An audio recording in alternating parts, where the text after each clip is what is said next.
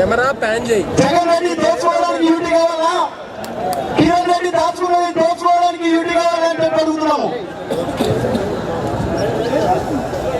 సమన్యాయం అంటూ కొంతమంది వ్యక్తులు మాట్లాడుతున్నారు. న్యాయానికి నిర్వచనం తెలియని వాళ్ళు సమన్యాయం అంటుంటే, ఐక్యతకు అర్థం తెలియని వాళ్ళు సమైక్యత అంటుంటే, ఈ యొక్క తెలంగాణ ప్రాంతంలో ఉన్నటువంటి ప్రతి ఒక్క విద్యార్థి ప్రజల యువకుడు తెలంగాణ ఉద్యమం కోసం తరతరాలుగా పోరాడుతున్నటువంటి మన యొక్క ఉద్యమ వారసత్వాన్ని అందుకున్నటువంటి వాళ్ళందరం కూడా హైదరాబాద్ యూటీ చేస్తే ఊరుకోము, యుద్ధాన్ని ప్రకటిస్తామంటూ మందకృష్ణ ఈరోజు వాళ్ళందరూ కూడా శంకరం పూరించడం జరిగింది. హైదరాబాద్ ఎట్టి పరిస్థితుల్లో యూటీ చేస్తే సహించాలని చెప్పేసి ఈ యొక్క ఉస్మానియా యూనివర్సిటీ విద్యార్థులకు తరఫున హెచ్చరిస్తున్నాము.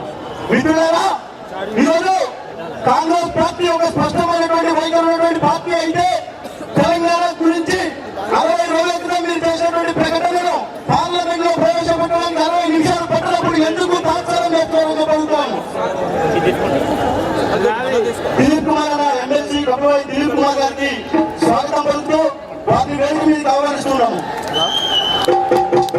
హైదరాబాద్ లో యూటీ చేస్తే ఎట్టి పరిస్థితుల్లో సైన్యాలని చెప్పి విద్యార్థుల తరఫున అందరూ హెచ్చరిస్తున్నాము.